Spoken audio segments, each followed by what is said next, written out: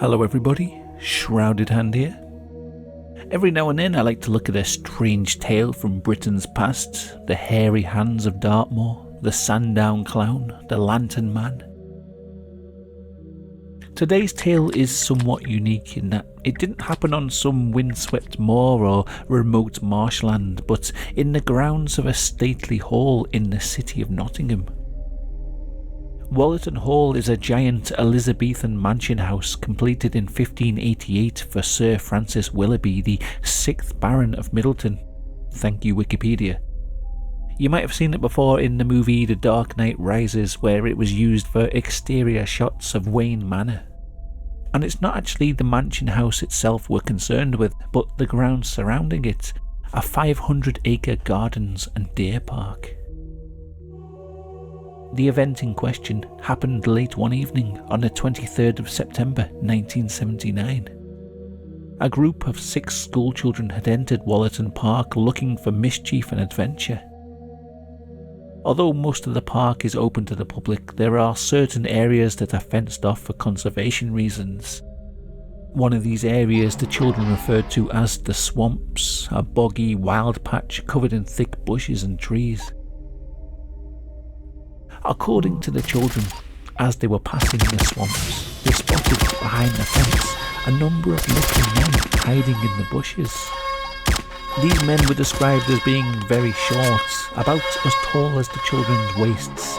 They had long beards, brightly coloured clothes, and the classic gnome-like noddy hats.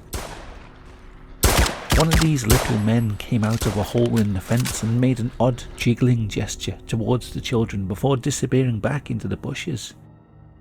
The children then saw more of these little men up in the trees, looking down and laughing at them.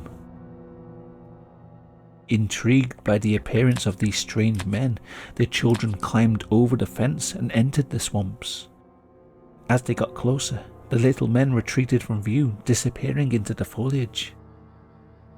Then a whole host of strange vehicles came out of the bushes. They were described by the children as looking like tiny bubble cars with strange triangular lights and some kind of handle for turning. In each car was 2 of these little men. These cars chased the children through the swamps, laughing the whole time as if it was a game. One of the children, Andrew, fell into the swamp head first and got covered with mud. The children ran out of the swamp area, but the gnome cars kept chasing them until they reached the park entrance. The children found that the gate was locked, so you can imagine their panic as they tried to climb over the fence. Then one of the children managed to get the gate open, so they quickly ran out onto the street. The gnomes stayed inside the park. They seemed unable or unwilling to go out beneath the streetlights outside the gate.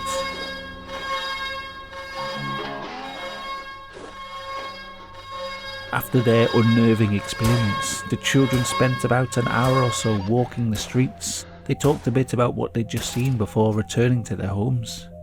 Some of these children told their parents, who of course dismissed the story as nonsense. The next day at school though, their story fell on more receptive ears, and quickly the tale of their encounter spread among the other schoolchildren, creating quite the buzz of excitement. The school's headmaster caught wind of the story and decided to question the 3 children himself. Here's the strange thing. The headmaster of a primary school would probably be used to hearing wild stories from over-imaginative children, but he came away with the impression that the children were telling the truth. Now obviously he didn't believe that they'd actually seen gnomes in the park, but he was certain that they'd seen something out there and they weren't lying about it. He got the children to draw what they'd seen, and he taped his interviews with them. As far as I can tell, these recordings don't seem to be available online, but there are transcripts and they make for intriguing reading. I'll put a link to the interviews in the description if you want to read through them yourself, and they give some interesting details. The children had apparently seen these gnomes before, but only briefly during the summer holidays. They said that the gnomes had very wrinkly skin and they appeared playful and friendly, even though the children were scared of them. And they said that the little bubble cars made no sound as they moved, and they seemed to be able to jump over fallen trees and logs. I've got to say though, after reading through the transcripts a few times, I do have some questions. For a start, there are inconsistencies in their story. Now, you would expect some inconsistency. Memory is a malleable thing, and these are testimonies from 10-year-old children, so they're not the most consistent of witnesses to begin with. Plus, this encounter happened at around 8:30 PM in September in an unlit area of the park, so it would have been pretty dark in there. But even then, some of the differences in their testimonies are difficult to justify. Two of the children described the gnomes as having white beards with red at the tip, whilst the third child describes them as all having long black beards. This seems an odd detail to get wrong. You could say that this third witness simply didn't get as good a look at the gnomes as the other children did, but that same witness also described details that the other children didn't. For example, he said that their trousers were ripped and they had yellow patches on some of them, so he must have got a pretty good look at these gnomes. Perhaps in their panic they just missed certain details, and in their attempt to remember the events they filled the holes in their memory with whatever they imagined they'd seen. It could also be that if these really were some sort of otherworldly entity, that each child actually did see them slightly differently. As I've said in previous videos on these subjects, it could well be that there's some as yet unexplained phenomenon that when we encounter it, our brains can't quite get a grasp of, and we sort of slot in whatever cultural reference we think might match it closely enough. This might explain why multiple witnesses seeing the same phenomena might see them slightly differently. It could also, of course, simply be that the children were lying. There are a lot of details between the interviews that match up, some of them perhaps a little bit too well. All three of the children interviewed said that there were around 30 cars, each carrying 2 gnomes. It seems an oddly specific number for all 3 of them to arrive at independently. Now, imagine you were being chased in the dark by a gang of gnomes in tiny cars. Would you have time to count them? Were there 20, 30, 50? I would expect to hear 3 different numbers unless the witnesses colluded before being interviewed. This doesn't necessarily mean they invented the story. It could be after their experience they talked among themselves and came to the conclusion that there must have been about 30 cars in total and they all agreed on this number. It would be good to be able to listen to the recordings and hear the kids' tone of voice as they're answering some of the questions. I think some of the nuance is lost when you're just reading text on a screen, but for the time being it seems that we only have the transcripts to go on. Rumours about the Wallerton Park gnome encounter spread quickly, and pretty soon newspapers were sending journalists to interview the kids. The Daily Mail article gives me another reason to be slightly suspicious of the story.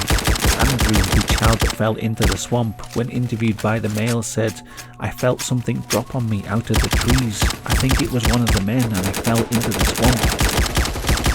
It seems odd that he didn't mention this at all when questioned by the headmaster. It's a pretty big detail to leave out. After this initial excitement and the media frenzy, there doesn't seem to be much more information about the event.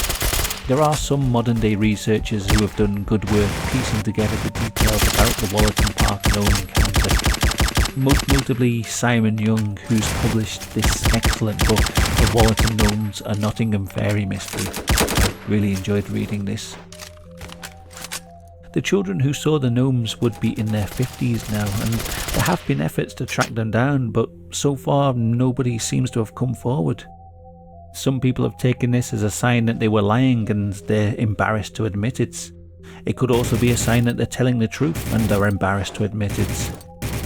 I was reading this article on the Nottingham Hidden History blog by Frank Earl. He ends the article by saying that he put an appeal on a local Facebook group asking for help in tracking down any of the people involved in the Wallerton Park gnome encounter. One person replied saying, "Patrick was one of the lads I knew in Radford. He was a few years younger than me. I worked with him in the mid-80s. I remember a story about the gnomes, so I asked him that. He told me it was all Angela's, a friend of his idea, and that they made it all up." Now, I've no idea if this person was telling the truth about Patrick's confession, and even if what he says is correct, how do we know that Patrick wasn't lying about making up the story? A story like that would bring a lot of ridicule on an adult, and perhaps as he grew older he just found it easier to say that the story was fake. However, it isn't just those children that have seen strange things all apart.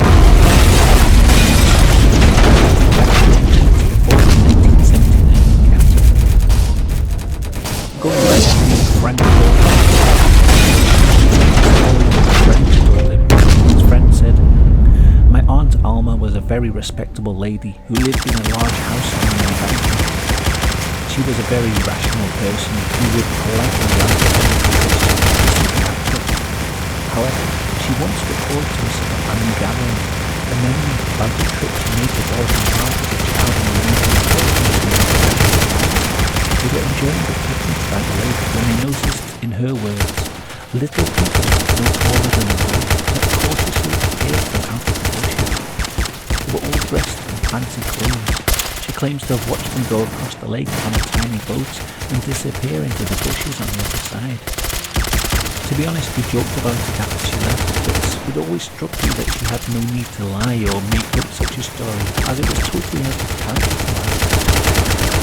The article goes on to say how 20 years after his Aunt Alma told the story, some friends were visiting from Wales and they went for a day trip to Warden Park.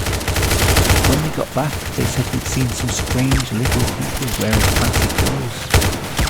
These little people were seen down by the lake and they vanished into the bushes when they noticed that they'd been seen. The earliest encounter I can find comes from the book Seeing Fairies by Marjorie T. Johnson. She writes, "Another account confirming the existence of these gnomes was given to me many years ago by Mrs. C. George of Stapleford, Nottingham. As long